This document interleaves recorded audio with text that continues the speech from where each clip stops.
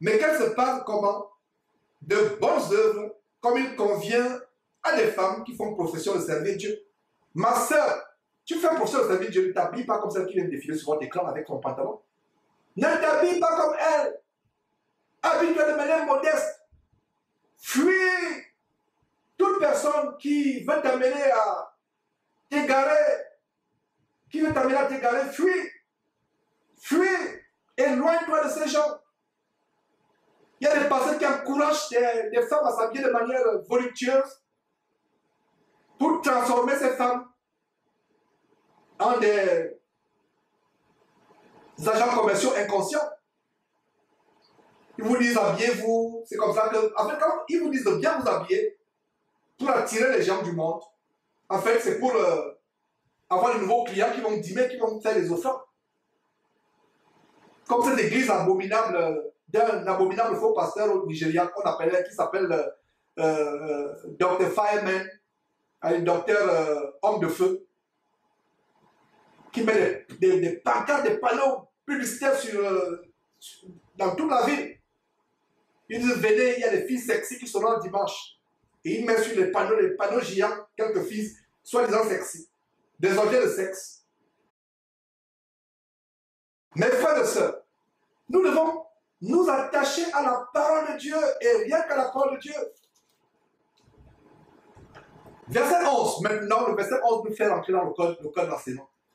Que la femme écoute l'instruction en silence, avec une soumission.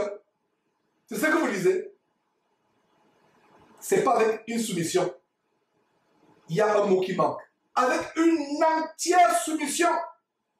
Donc, si vous êtes dans une église, et je m'adresse aux bergers qui sont à la tête des églises, qui sont affiliés de preuve de loi à ce ministère de Jésus-Christ TV, si vous avez dans votre assemblée une femme rebelle, prenant l'autorité sur les hommes, vous l'avertissez une fois, vous l'avertissez deux fois, il n'y a pas de troisième fois. Mettez-la à la porte au troisième avertissement. Le troisième avertissement sera tout simplement final, vous la mettez à la porte. Ne tolérez jamais. Même chose, dans une assemblée où une femme, vous l'avez avertie, elle prend la parole de Dieu, elle vient encore avec les vernis, elle vient encore avec les caisses, elle vient encore avec des bling-bling. Aimons le monde, elle n'a pas de place dans nos assemblées. Nous ne cherchons pas le nombre. C'est la qualité que nous cherchons. Aujourd'hui, les gens veulent, oh, notre église s'agrandit, oh, Georges, on a commencé à 5, nous sommes maintenant à 30, on va à 40, on va à 100. Ce n'est pas ce qui est important. 30, 50, 100 candidats pour l'enfer, c'est ça? Non. Nous voulons une, deux personnes, comme si l'église a 2 ou 3 personnes, et que toutes les 3 personnes aillent au ciel. Voilà. Donc, si dans une assemblée, et j'interpelle les bergers, il y a quelques-uns qui sont actuellement connectés, si dans une assemblée que vous dirigez, je vous en conjure au nom de Jésus-Christ que je prêche, ne tolérez pas l'insoumission d'une sœur en Christ dans votre assemblée. Parce que la Bible parle d'une entière soumission. Entière soumission, ça veut dire que on ne tolère même pas un tant soit peu. On ne tolère pas un tant soit peu l'insoumission. Si j'apprends même qu'une sœur en Christ est insoumise à son mari, insoumise à son grand frère, insoumise à un frère dans l'église, je l'avertirai une fois. La deuxième fois, je vais avertir. Troisième fois, elle n'est plus dans nos rangs. Nous ne cherchons pas le nombre. Il y a des ministères là qui remplissent les stades, qui font des conférences à travers le monde. Les gens sont pleins parce que les gens veulent des miracles, les gens veulent être guéris. L'évangile que je prêche, ce n'est pas l'évangile populaire. C'est l'évangile de la délivrance du péché, c'est l'évangile de passer par la voie étroite qui mène au ciel. C'est un évangile tellement impopulaire. Parce que dans cette fin de temps, les gens ont la démangeaison d'entendre les choses agréables. Et se tournent vers une foule de faux pasteurs pour leur propre ruine. Nous prêchons la véritable parole de Dieu qui sauve nos âmes.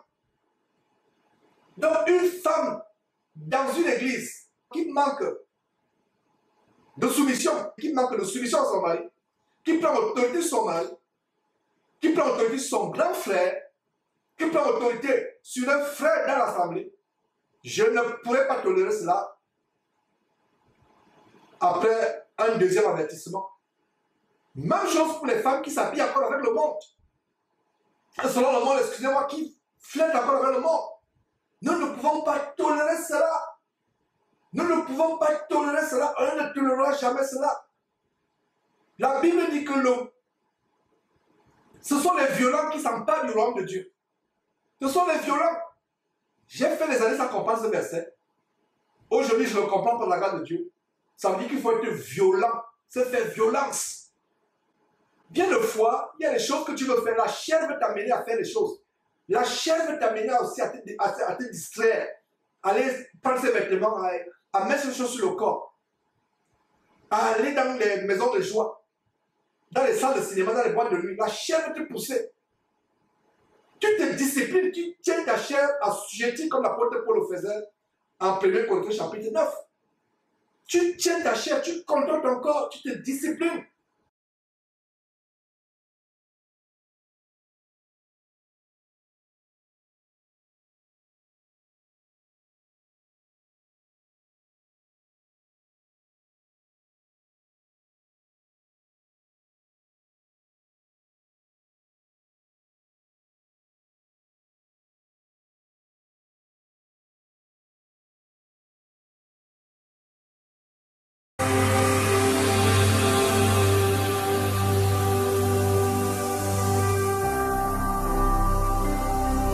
Jésus-Christ TV,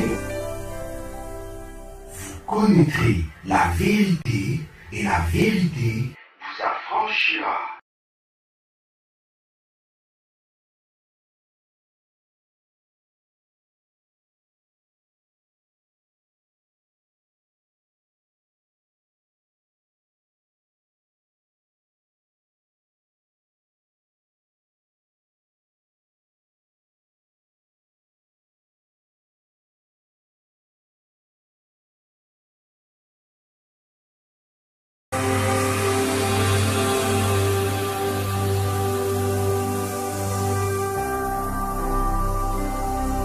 Jésus-Christ TV,